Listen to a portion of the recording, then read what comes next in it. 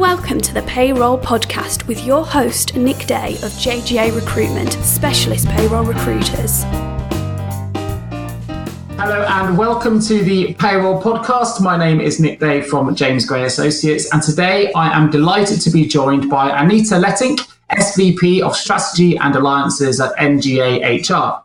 Anita joined NGA HR in 2001 as part of the acquired Arinzo International Organisation, and she is responsible for strategy and alliances globally. She has held a number of key senior positions working with NGA HR clients and alliance organisations to ensure strategic value propositions are developed and brought to market, and she is now responsible for defining the global strategy of the NGA HR business, which involves taking responsibility for owning the relationships with key alliance partners like SuccessFactors, Workday, Kronos and Oracle. I'm sure a number of other relationships as well. Previously, Anita was NGA HR's VP for Northern Europe and Managing Director for the Netherlands, leading face-to-face market execution and designing new offerings for the region. Recently, I've been fascinated by some of the articles Anita's been writing in relation to blockchain technology and its potential impact on the payroll and HR industries.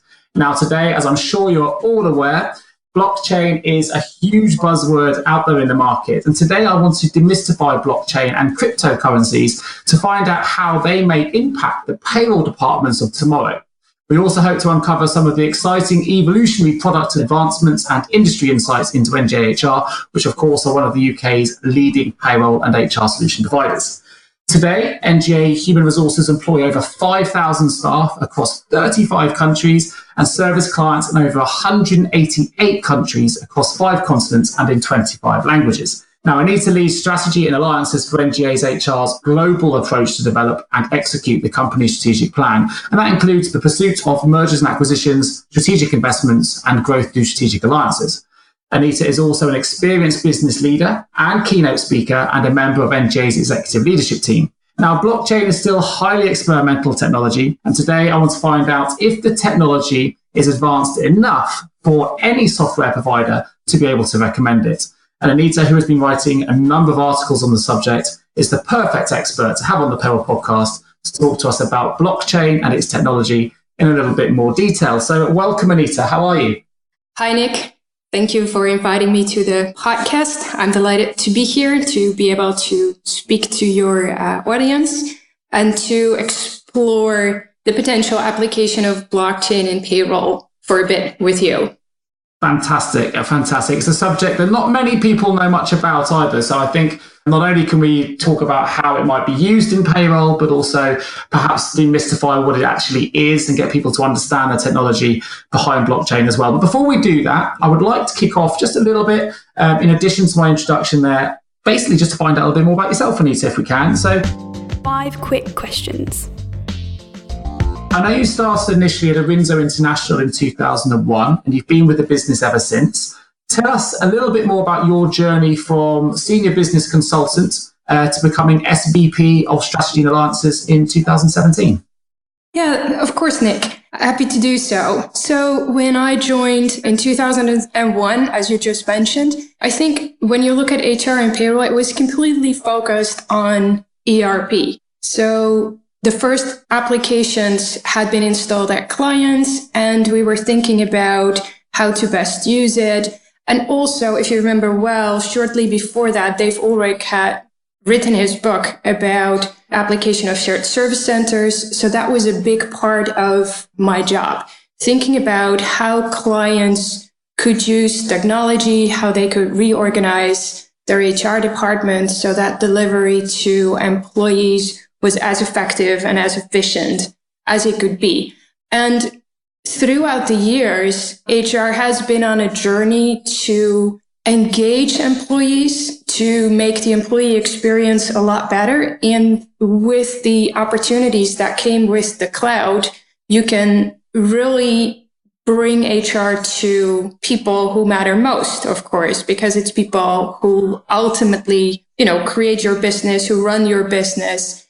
So to ensure that these people are equipped and that they get paid on time, that they get trained well, you have to really come up with, or you have to exploit these new technologies so that it's incredibly important that they use this technology, that they use the learnings that you give them or that you make available to them. And so I think what you throughout this journey with NGA to focus on what our clients need, how they can bring HR and payroll best to their employees, to share that with them, that's been a big part of my focus. Sure. I know that a lot of your focus is, of course, discussing and predicting, I guess, the future of the payroll industry. And I was quite interesting to see an article you wrote back in 2016 about there being an increase in businesses migrating their payrolls to the cloud. Back in 2016, it was still relatively new, but it appears your predictions were correct. So kudos to you. You said the biggest barrier to making those changes, though, would be fear. So fast forward to 2018. How do you see the future of payroll changing now, perhaps both in the short and the longer terms? And do you still view fear as being the biggest barrier for these changes taking place? So I'm going to say something about fear. I think what I really said was the biggest barrier was risk. Consider a payroll owner in a company and everything runs smooth the way it is. Then you really don't want anything to jeopardize a very stable payroll environment. I think that is still the case because in itself, there is no financial business case for migrating a payroll that runs smooth from on-prem to the cloud. There has to be more than that. And I think what you see right now is that in the enterprise segment, which is, of course, a big focus for NGA, you see that continues to be the case. So if you have 50,000 employees on a payroll and everything runs smooth, unless there is something big happening in your company, think mergers, acquisitions, that type of events, you want to keep everything as stable as you can. While at the same time, what we see the enterprise segment move to cloud for the interface with the employee, which is the HRIS. Right? So core HR, talent applications. Interestingly enough, where we see a lot of movement in payroll to the cloud is the mid-market segment. Okay. Because when they move, for them, it's critical to keep everything together. So when they move core HR and payroll, and we're actually involved in a lot of those payroll migrations at the moment. Fine, interesting. So risk then is a bigger barrier because if it's running smoothly, why make typically then the kind of, in addition to mergers and acquisitions, what typically might be some other reasons for a business looking to make a change? What we do see is that, especially when it comes to multi-country businesses, at a certain point, they simply do not want all these local systems anymore. And so when they move to the cloud, they do have a business case because they're moving away from, let's say, 25 or 30 different payroll systems to one payroll provider. And that is usually a, hosted payroll in the cloud in some shape or form. Sure. That is an important driver. Obviously, the event that takes place is usually the move to a single cloud core HR system, where suddenly people realize that if they move to the cloud, they have to start establishing interfaces to all these different systems that are in country. It's not only payroll, but it's also time and sometimes other HR related systems. And that is the moment that they decide to move everything to the cloud. Fine. That makes a lot more sense. And obviously, an age of globalization, I guess it's a busy time for suppliers like yourselves with companies looking for risk-averse solutions that can deliver, a full solution to multiple countries. It's interesting. And that kind of leads us nicely then into what we really want to get into. 5 technical questions. Which is blockchain and how blockchain technology can assist potentially or get involved with HR and payroll technology. Before we talk about what blockchain, which is also known for the listeners out there as distributed ledger technology or DLT, how do you think it can influence payroll and HR departments in the future? And I guess before we get to that point, can you just clarify for the listeners what blockchain or DLT is? Yes, absolutely. And I'm going to keep it a little bit high level instead of bursting out in a full technology overview. So on high level, really what you do is you create a secure ledger of all the transactions and you copy that ledger on a decentralized infrastructure. And so what happens then if someone makes a transaction, that is added to the ledger is changed, and that change is then broadcasted to all the parties that participate in that network, and they validate it and approve it. Once that transaction is complete, it's added to a block. And then once the block is full, it's added to an existing chain of blocks. And that's why we call it blockchain. Great. And it's also encrypted, which is very important because that means that the blocks can't be changed or tampered with. And that obviously is a big advantage of the blockchain or the DLT infrastructure. Sure. A very good way of describing it, to be fair, is a very easy to follow description, which is fantastic. So now we know a little bit more about what blockchain is in simple terms. How do you think it's going to impact or change payroll? So what I think with blockchain and payroll is that it's not so much payroll itself that's going to be changed, but it's the way we provide data to payroll and the way that we get data out of payroll that will be mostly feeling the changes of blockchain. The reason why I say that is because, as you know, when you set up a payroll, you obviously use PII, right? Personal identifiable agent. And as we all know, that's a big thing this year because of the GDPR, and people are, rightfully worried about who's access to their data and who hasn't. So I think there is a drive from people to own their personal data and to understand what happens with that. At the same time, you also see that blockchain application is becoming very strong in what we call the fintech industry. So it's financial technology, and that banks are looking at blockchain to secure transactions and also to establish that when transactions happen, they are encrypted, they're secure, and everyone understands and trusts that they have happened, right? Because trust is key in this whole blockchain development. So summarizing, I don't think it will change payroll, running payroll. I don't think it will change running payroll that much, but I do think it will have a fundamental effect on payroll processes, pre-payroll and post-payroll. Okay. So what do you see then? I mean, you mentioned, you touched upon it already, but what do you see as being the main benefits of blockchain? And are there any reasons why businesses should also be cautious? You talked about risk earlier on in the podcast, but cautious or in terms of a risk perspective about implementing this type of technology? If you look at benefits of blockchain, it's early days yet.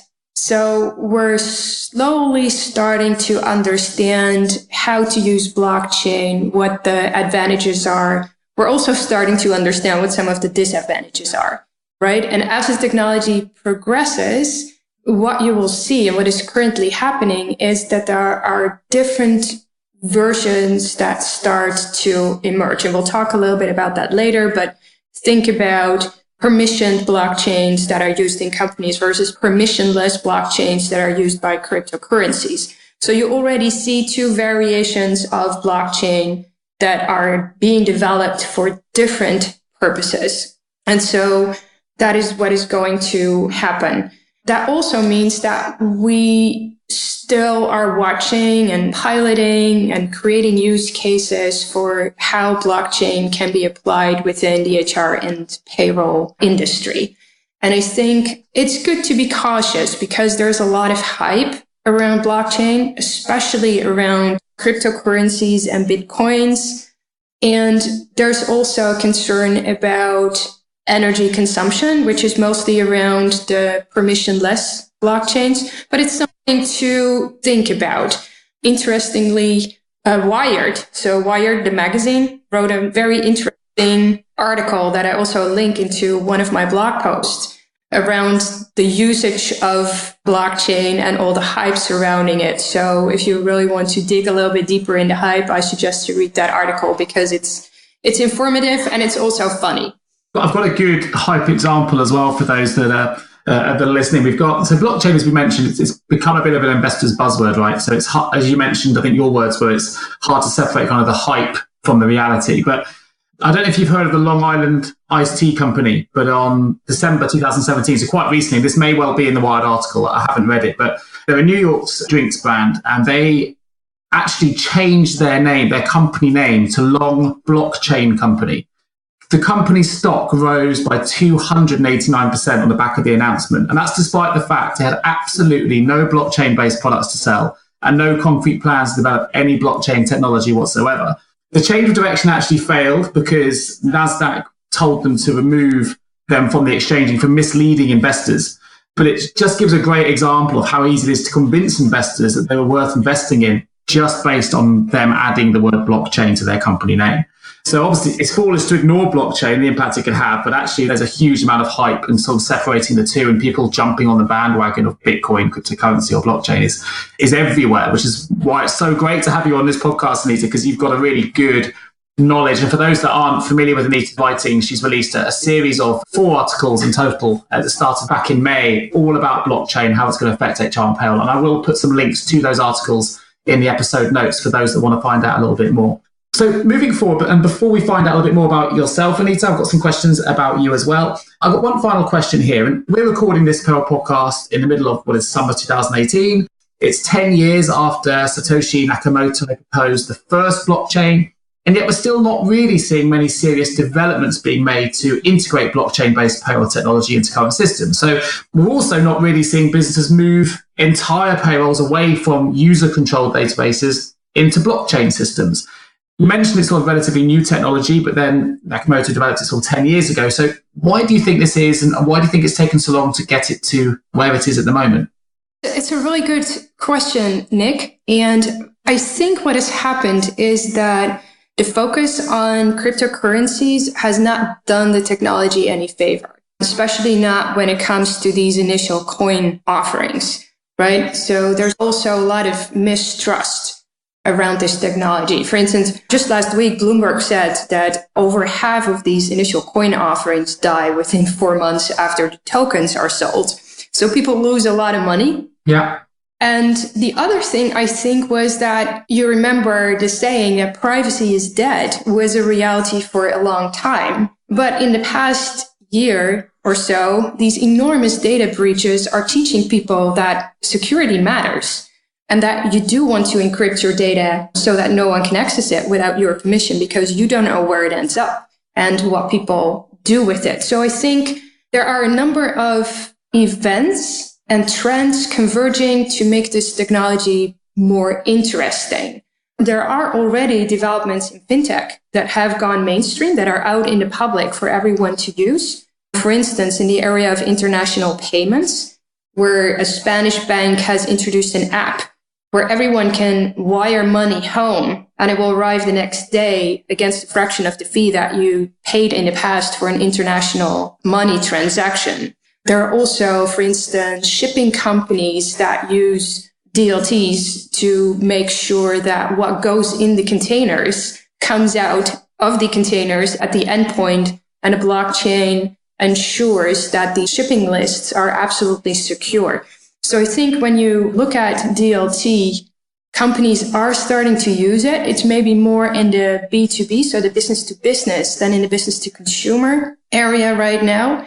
And I strongly believe that it will become mainstream in the next couple of years, and people will actually start to use it, whether they know it or not. Sure. And actually, for those listening, I haven't seen it yet in the recruitment market space for payroll, but I know in my research that there are a number of blockchain-based payroll companies which have already launched in the past 2 years. But a lot of those have been raising their sort of seed capital through using ICOs, which are initial coin offerings. So still sort of using cryptocurrency-based funding methods to get their ventures off the ground, and which I think is quite interesting. As you said, a lot of those sort of disappear quite quickly as well, and we haven't quite seen it enter the mainstream yet. But I also saw an article from KPMG, who have just advised on the £5 million launch of Etch, which is a Dublin-based service, which, this is their claim, they claim it to be, in quotations, the first innovation in payroll since the Industrial Revolution. And they're employing the Ethereum blockchain to allow employers to pay workers in real time. You know, the big businesses out there, the NGAs of this world, the KPMGs, I can see that a lot of the bigger companies are certainly looking into the technology. So it's interesting that you think yourself it might take another sort of couple of years until we see it, but it is probably going to come in. Yeah, I also think that before you might see it in payroll, there's other areas in HR where the use cases are already brought to market. For instance, a number of educational institutes all around the world are now publishing certificates and diplomas on blockchains. So that might be a use of blockchain or DLTs that regular people like you and I will experience far before we will see anything in the financials. Sure. Fantastic. And we're going to go into blockchain in a little bit more, again, a deeper dive into the detail after you find out a little bit more about yourself, Anita. So time to find out more about you. Firstly, a little bit more about you. How would your friends describe you and how would your work colleagues describe you? Yeah, that's a good question. So I think my friends will tell you that I love to spoil them with dinners that I cook. And my colleagues will tell you that I always try to find out what's going on in the world around us and how we can apply that to better serve our clients. Because I constantly evaluate our services. Even if it's good enough today, will it still be good enough tomorrow? So I try to have an outside-in perspective to make sure that we, design our services in the best way possible. Do you apply that to your cooking as well? Evaluate and improve? Yes, I can tell you that I never cook the same thing twice. Okay. Interesting. So tell me something then about you that perhaps other people won't know about you. I play violin. Ah, okay. Yeah.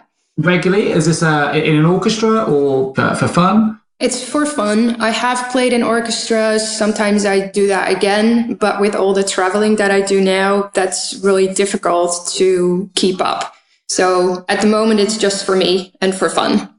Slowly but surely, and completely unbeknownst to me before embarking on this Payroll podcast, it seems that nearly everyone I've interviewed plays some kind of classical instrument. I'm thinking by the end of it, we could form your own orchestra. We had the last one I did was play the trumpet. We've had someone who plays the banjo, yourself on the violin. I can play percussion. It's amazing. Everyone seems to have these musical talents behind the scenes in Payroll.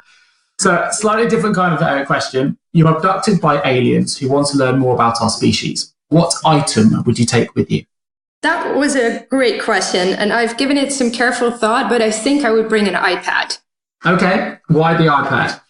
It's such a great window to the world that we live in, because I could have these aliens listen to music, and we could explore technology, show them pictures, read books, take a class. So it's such a great window into the world that we live in. Fantastic answer. I completely get it as well. I guess you can show many, many items through the one single portal, which essentially is what it would be, I guess. Fantastic. What game or instrument would you teach them? I would take Monopoly with me. Monopoly, okay. Why Monopoly? Because it's just a fun game and I like to play it. So why not have a little bit of fun with the aliens? Do you play the London version? I actually have a Dutch version, which is the Rotterdam Monopoly version. Okay, nice. What would you tell them about humans? I would tell them that when you least expect it, they will always rise up and surprise you. Great, fantastic. And last question, what truth or human trait would you hold back? I would probably not introduce them to Twitter or any of those social media apps because sometimes they're used for good, but there are also times that they bring out the worst in people. Yeah, I'd agree with that. And lots of social noise and fake news, and maybe it would give them a true reflection of what we're really about. But there's a lot of misdirection in social media, so I like that. Fabulous. Well, listen, what we're going to do, we're going to move into some, deeper dive questions. 5 technical questions. I've got a few, I think, challenging questions for you because, as a layman on this side who's done my research, speaking to one of the leading global payroll suppliers, it gives me an opportunity to hopefully ask some more challenging questions about blockchain, about the technology and how it can be used in a payroll capacity. So the first thing I'd like to talk about is, and you brought this up already in the podcast, is blockchain security. So how blockchain security and risk in relation to its use within payroll-related applications. And you mentioned GDPR already. That's also recently come into effect in May. So it's more important than ever that data is protected. From a data owner perspective, the problem of protecting personal data can be threefold. There's often a lack of ownership because once it's been entered, a third party can own the personal data. There's a lack of transparency because users can't audit what happens with their personal data. And of course, there's a risk of security breaches, which you've already mentioned, when databases that hold personal data can be a single point of failure. So with this in mind, how can blockchain help to keep personal data safe from a data controller perspective? It's a very good question. Now, what I would like to bring forward is that in principle, an employer cannot use employee data unlimited, right? Also not before the GDPR. You give an employer your personal data and they need to promise you to keep it safe and not to sell it to third parties, for instance. So there is some trust that you have in this relationship, and hopefully you trust your employer to do the right thing here. And also when they outsource this service to a third party like NGA, for instance, there's legislation in place on what we can and what we cannot do with that personal data, and it's quite restrictive. So, you also have to remember that you have to give an employer access to personal data because they need to pay taxes and social security on behalf of you. So it's unavoidable that they, for instance, disclose your name to the authorities as a statement that they have paid your taxes, right? So when you look at the gig economy, for instance, all that responsibility flips to the worker, right? Because in the gig economy, the employer pays a nominal amount to the worker, who is then responsible for paying their taxes and social security. So there's already some of that responsibility moves away, and that means that less of personal data resides with, I'm going to call it the employer, but it's not really an employer in a gig economy. So ultimately, I think there's always going to be a level of trust needed between employers and employees that personal data is being handled, in the right way. Now, having said that, you can also see where an employer would allow an employee to protect some of their data, because some of it has to be disclosed, but some of the data could be protected by introducing blockchain or a DLT. And that would mean that the employee would have a better picture of who uses that data and when. Because remember the example that I gave about recruitment. You could, for instance, if you apply for a job, decide you give access to some of your resume, but not all of it, until you go into, in a short list and have a conversation. So in the same way, you could also have your personal data protected, have your employer ask for permission to use it in a specific circumstance. Sure. For those listening, it's key for them to know as well that there are two major strands for how blockchain systems can affect recruitment as well. I mean, there's, as you mentioned, you can have private blockchains and permissioned, but you can also have public and open. I'm assuming I've got that correct. I know that's sort of public blockchains or private blockchains. Right. Most people at the moment, the buzzword everyone talks about is Bitcoin. Everyone's heard of Bitcoin. The second biggest is Ethereum. They're the two main blockchains, and they are examples of two permissionless blockchains. So that is, they are public, they're not password protected, which I know has been a major barrier, for example, for many of the banks in adopting the technology. And I would argue that, most companies wouldn't be happy for all of their transactions to be publicly made available to anyone who wants to view them. So that is something that currently is possible on the Ethereum blockchain network. Now, I know, as we mentioned a moment ago, you can create private permissioned blockchains, but my understanding, if I'm correct, and do correct me if I'm wrong here, Anita, is that ultimately they have one major flaw, which is if only a handful of people are allowed to update and validate transactions on what is a private blockchain, then they become single points of control and therefore potential single points of failure. So this could make them an easy target for hackers. Perhaps they could gain control of the entire blockchain by attacking only a small number of computers. So in terms of risk, security, and I guess transparency, do you think this will help make blockchain technology prohibitive in terms of businesses taking advantage of blockchain applications or not? I think it's all about trust and what level of trust you feel comfortable with. comparable to banks, right? You store your money with a bank that you trust, or you hope they do the right thing with your money and that you don't lose it. Also, keep in mind that blockchain is encrypted, whether it's permissionless or permissioned. So even if you have access to the blockchain, it does not mean right away that you have access to the data that is stored in the blockchains. That's a great point. Great point. But let's talk a little bit about permissionless versus permissioned blockchain or private blockchain, because that is important. It's also important to understand the difference. Most of these cryptocurrencies are permissionless blockchains, and it means that they allow anyone, you and me, to create an address and to start interacting with the network. So we can run a node and we can participate in the verifications of the transactions. And that also means that in a cryptocurrency, we compete for payment, because the one that verifies the block and that all the other parties trust gets a little bit of cryptocurrency, as a thank you for creating the block. So that is also why these are so popular. You can actually earn money by joining a permissionless blockchain. Now, when you look at a permissioned blockchain, that's a closed ecosystem. And usually it's created by a consortium of companies who need to do business with each other or for some other reason are in business. And the purpose of those blockchains is to create a way to efficiently exchange information and record transactions.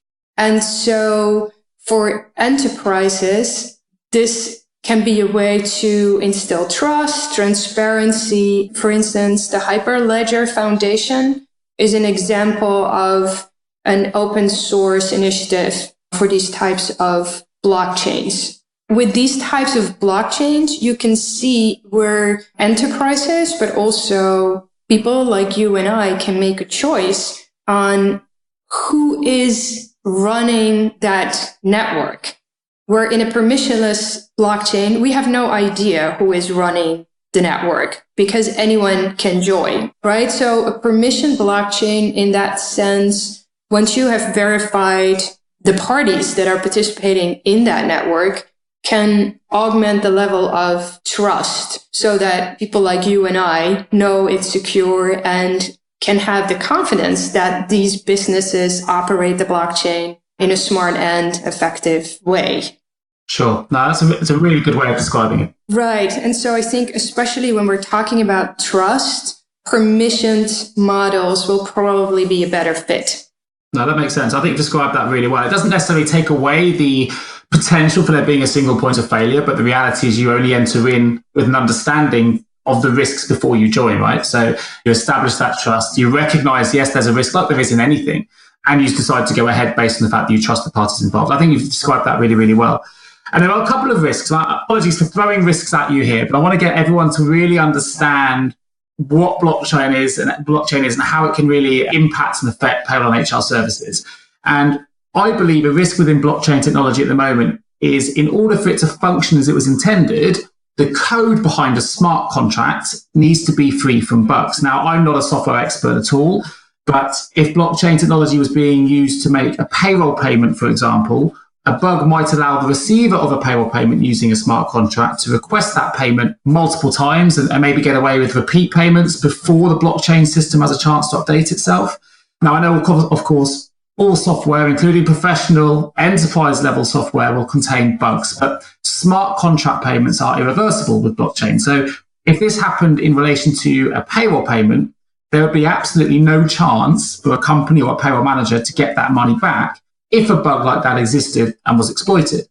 There is an example of such exploitation taking place as well. So in 2017, nearly $55 million worth of ETH or Ethereum was stolen because of an exploitable bug in Ethereum source code. It became one of the biggest backdoors in hacking history, and it came down quite simply to the capital T in line 666 of the code. Had that been a small team, it would have completely prevented the hack. It's quite unbelievable that such a small thing can result in £55 million worth of stolen crypto. But I'm making the point because in publicly released code, Even Microsoft say they have about 10 to 20 bugs per 1,000 lines, and they confirm that only a very tiny proportion of code is ever technically perfect. So do you think in terms of utilizing blockchain, which I'm going with this, for processing payroll payments, that it'll make it too difficult for it to be developed as an effective and risk-free payroll solution? Now, I know that you said blockchain is going to be used in other areas that impact payroll as opposed to payroll processing itself in the main. But from a payroll solution perspective, do you think that code perfection level will make it too difficult for payroll software to be developed on a mass scale? No, I don't think so. And yeah, I did say that I believe that the first application will be an pre and post payroll, but I do also believe that you can create a payroll that runs on blockchain. And you're absolutely correct. There is no software that has no bugs. Yet we trust software to run our energy infrastructure, to run our ATM machines, to run, everything that we rely on in our lives. We trust it to record this podcast. We trust it to run the internet. And bugs happen, but they're usually not in the multitude of the example that you just gave. Sure. A very fair point as well. Yeah. So could it happen? Absolutely, because no software is bug-free. But it could also happen today with the current payroll and payment software that we are using. And you very rarely hear something about it.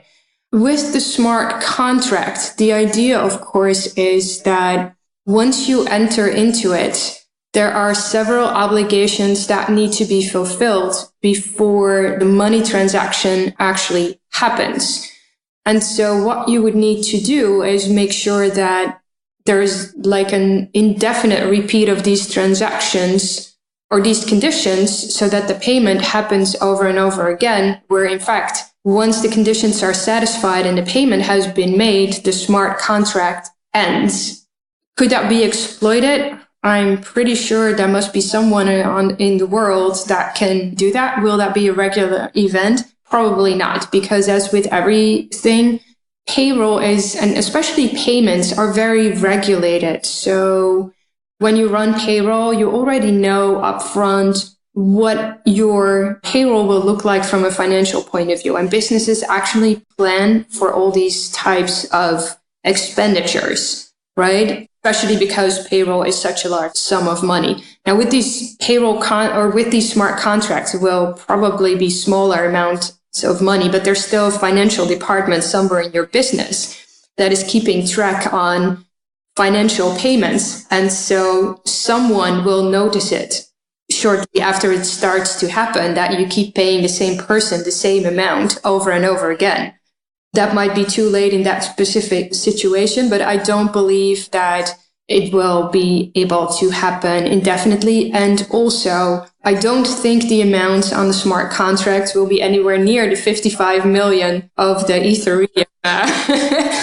Sure, that's a very fair point. Otherwise, I'm in the wrong job. Just to clear something up, I should have mentioned this in my introduction to the question, but for those not familiar with what a smart contract is, essentially it's a set of promises written out in code, which works by using statements like, if this, then that. So once set in motion, it's designed to be entirely dependent on its code, and it's designed to be reversible. So if there was a smart contract between a company and a contractor, for example, when a certain number of hours of work had been completed, that's the if this, then a smart contract can automatically pay the contractor, which would be the then that.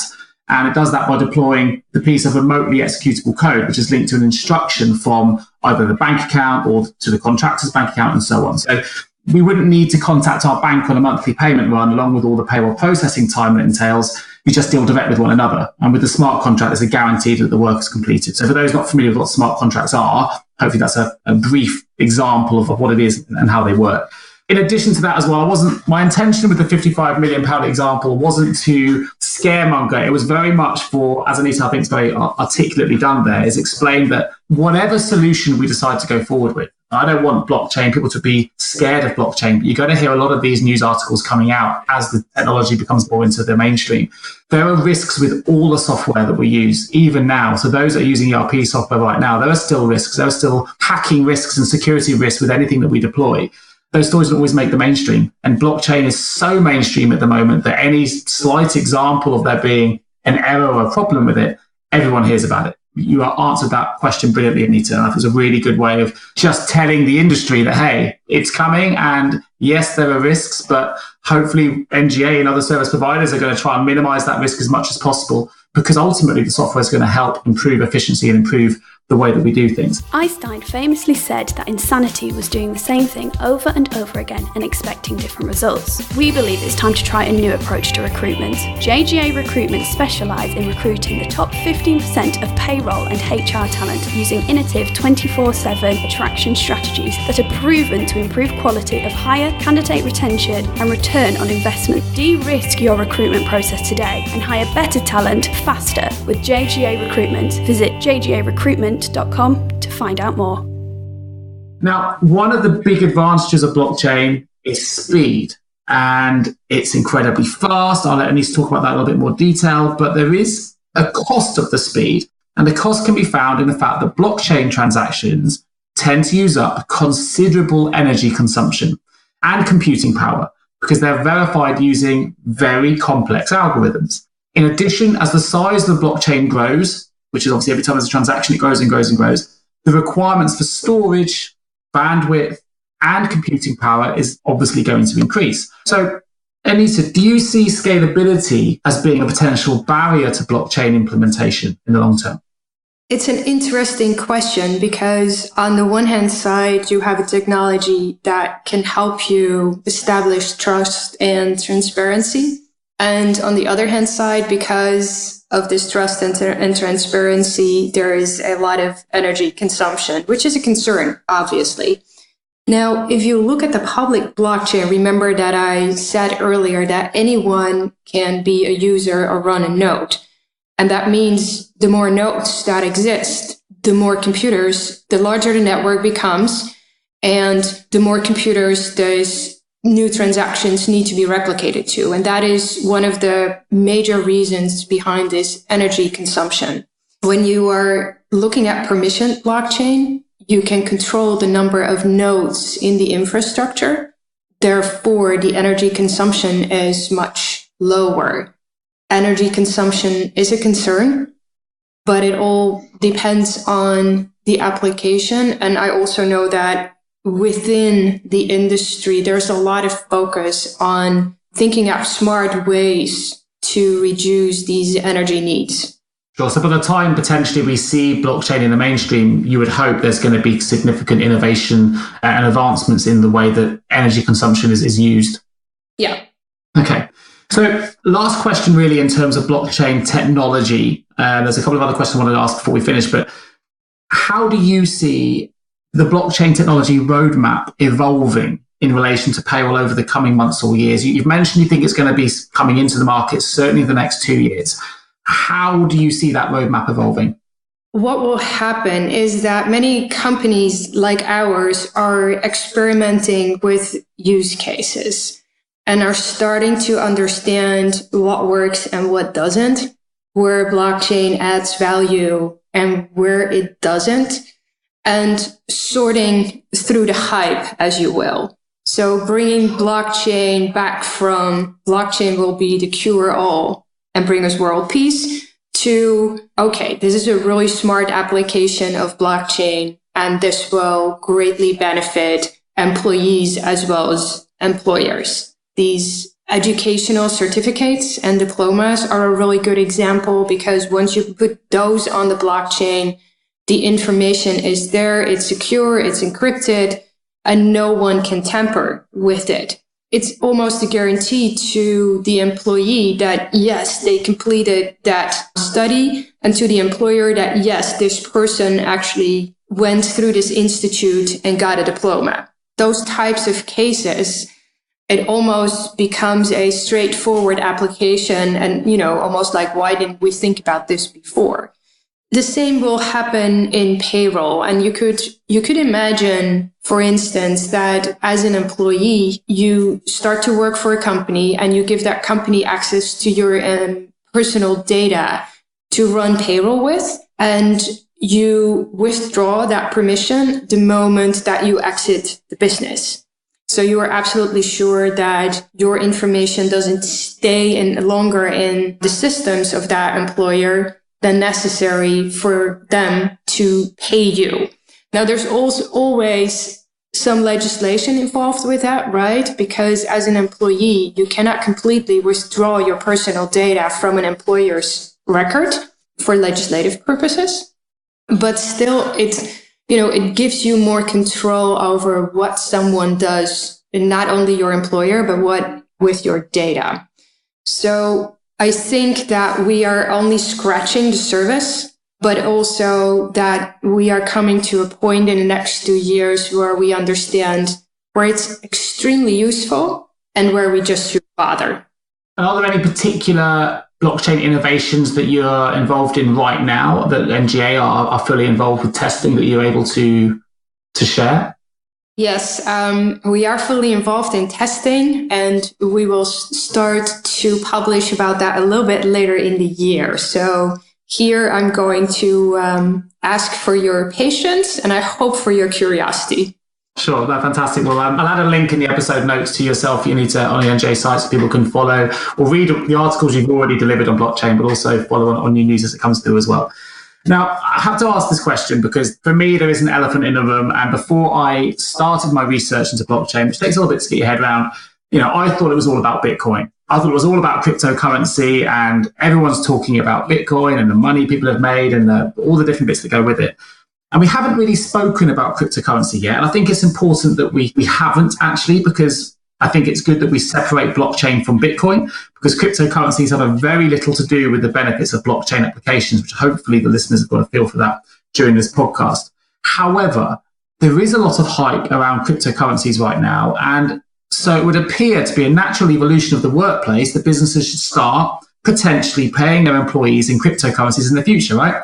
So already I know some companies are involved in doing this already. They are predominantly companies already in the fintech space. But an example would be Japan's GMO Internet, which announced in February that they would allow workers to take home up to $890 a month in Bitcoin. However, cryptocurrency is also extremely volatile for those that follow the markets. And it's not unknown for the price of Bitcoin, Ethereum, or any of the other better known crypto coins to increase or decrease by 10 or even 20% in value in a single day. So with these things in mind, do you think there will ever be a wide-scale company adoption of the idea of payrolling its employees in cryptocurrency?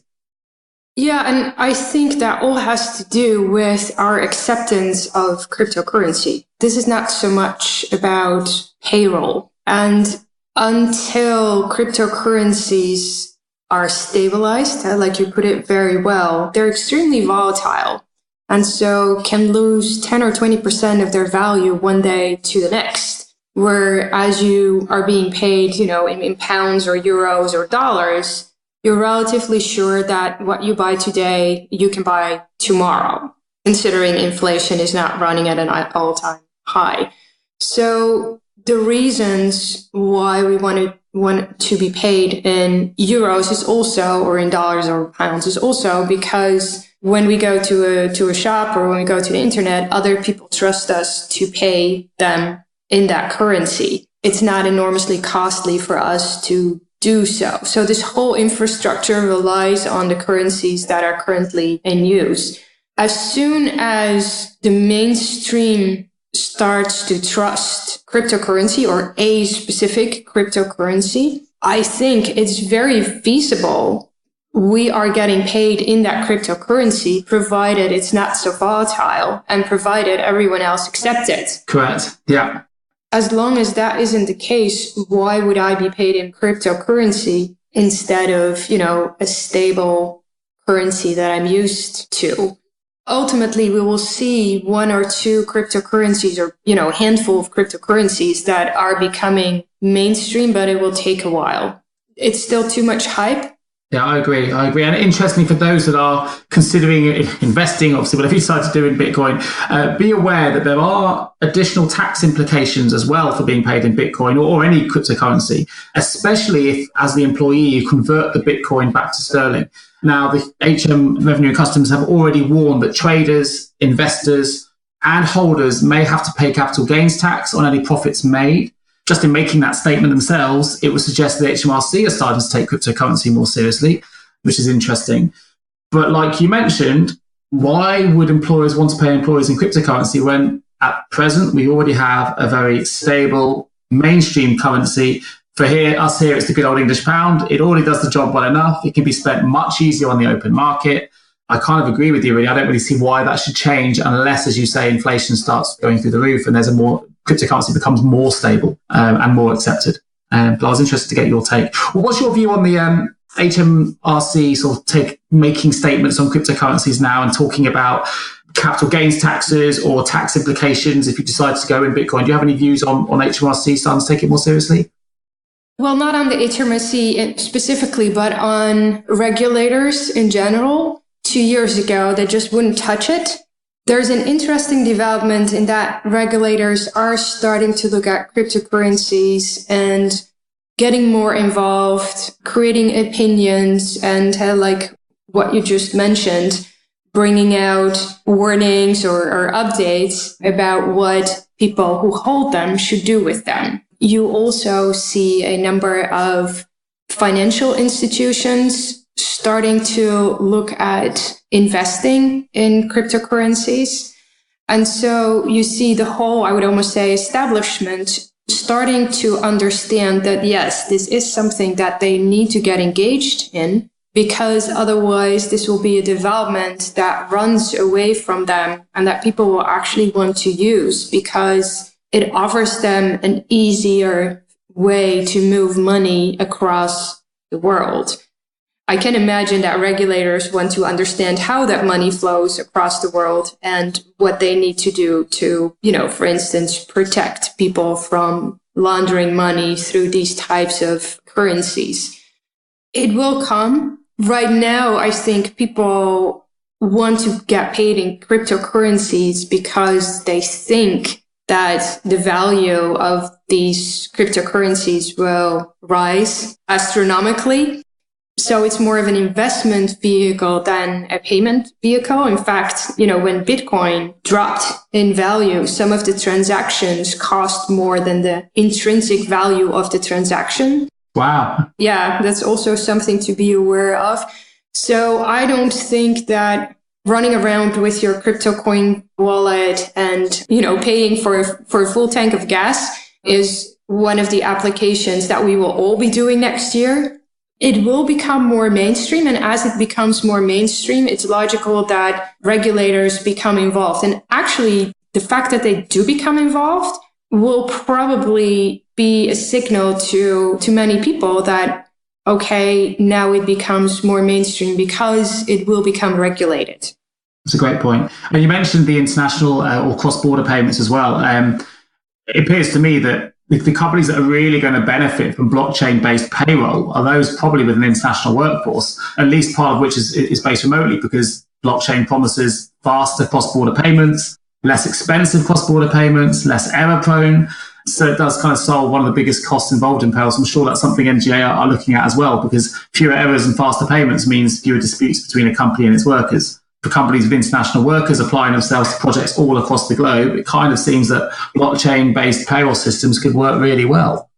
Absolutely. And I think that is also an area. So international payments is an area where you see lots of initiatives for, blockchain applications.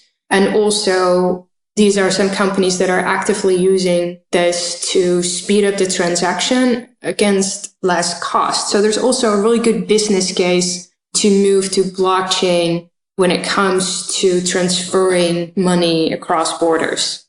Sure, and I know you've got some of that in your blogs as well, so I won't give the whole game away. If people want to read more, please do go to Anita's blog page, which again, I'll put the link in the episode notes. So last question before we enter the final part of this podcast, which is ironically called the Vault and the Crypto Vault.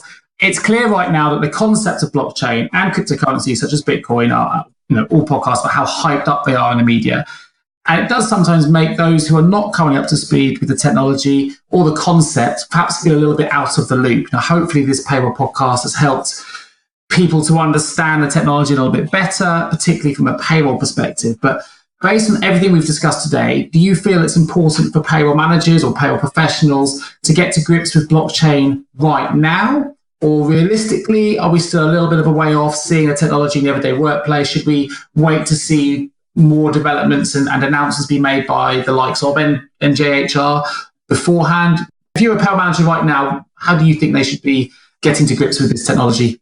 I would advise them to either watch a video on YouTube or, read some blogs, my blogs preferably, but do a little bit of research, because you need to understand where this is headed.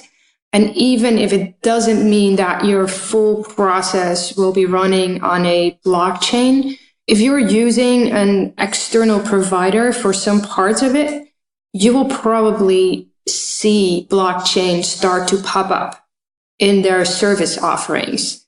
And that means that you need to understand what they are doing. Now, obviously, you can also ask your external provider to give you a little bit of an update or a presentation on how they apply it, the use cases that they are experimenting with. But yes, you need to understand where this is headed. Don't go as far as, diving deep into the technology, because it is complex and you need to have a really good grasp of technology to be able to fully comprehend it. There are more than enough blockchain 101s out there to get you comfortable with at least the basic principles. Sure. I've already mentioned to your blog, Anita, but we also at James Gray Associates are going to be releasing a series of articles to try and understand and demystify what it's all about to follow up this podcast as well. So please do keep an eye out for our own blogs, because there'll be a number of different chapters all about blockchain, payroll companies, remittances and payments, benefits, all those kind of things. And we'll release them as a series of probably 10 articles, which we've already started to write. So keep an eye out for those. And thanks ever so much for answering all of those quite deep technical questions, Lisa. I think you've handled them brilliantly, and you've given a really good account of how blockchain is going to impact the industry, and of course for us to prepare for it, because we're talking about the future of payroll right now, and it's important that everyone embraces what is coming as early as possible so that we can prepare for it. So just to finish off the podcast, we're going to enter the vault. Entering the vault. One piece of advice you would give to someone working in payroll right now? Do pay attention to what is happening in the industry, especially around new technology innovations, not only about blockchain, but also about artificial intelligence, AI, chatbots, because it's going a lot faster than most of us think. Great answer. And AI and chatbots is certainly a subject that we intend to tackle on a payroll podcast for the future episode. So a brilliant point, well made. With the benefit of hindsight, Anita, what would be the one career decision you would change? I probably wouldn't change a career decision, but I might change my field of study. I was thinking about the question. Yeah, because I have a master's in arts, but I think I would study technology and engineering if I would do it all over again. Okay, makes sense based on, I guess, the field that you've fallen into. When you studied art, was there a particular genre of art or type of art that you studied, that you specialized in? So I studied language and literature, and I have an educational degree, so that's completely different from what I'm doing now. Sure. So if you had the power of foresight and you could change the entire payroll industry with one action or improvement, what would that action or improvement be? I would eliminate all local laws. Okay. Payroll would be so much easier if there were regional or global laws that everyone had to abide with, as opposed to all the nitty-gritty local laws that everyone needs to remember and put into their payroll processing. Everyone would greatly benefit if we could eliminate the local laws.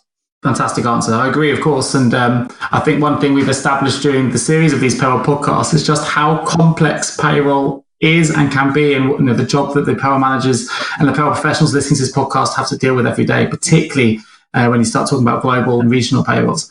Who motivates you? So there are different people that motivate me, but overall, I am mostly motivated by our clients, by talking to our clients, because, they bring me new problems, they bring me new ideas, and then by my colleagues from NGA, just because whatever you throw at them in these types of, problems or client questions, they always come up with an answer. So it's not just the one person, but it's a whole set of people that I work with that completely fascinate me on a daily basis. Brilliant. And if you didn't work in payroll, what would you be doing? I would travel the world.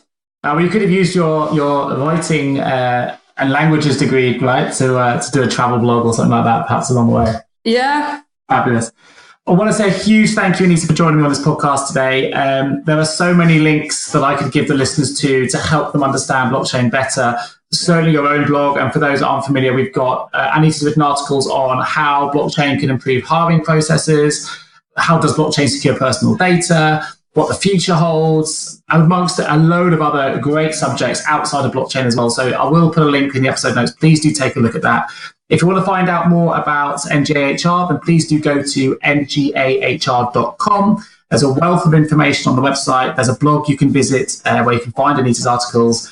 And there's also a number of great sources of material that you can download. So you've got their corporate brochures, facts and figures, presentations on SlideShare. You can look at their industry recognition awards. There's a wealth of information. So if you haven't visited ngahr.com, I highly recommend that you do.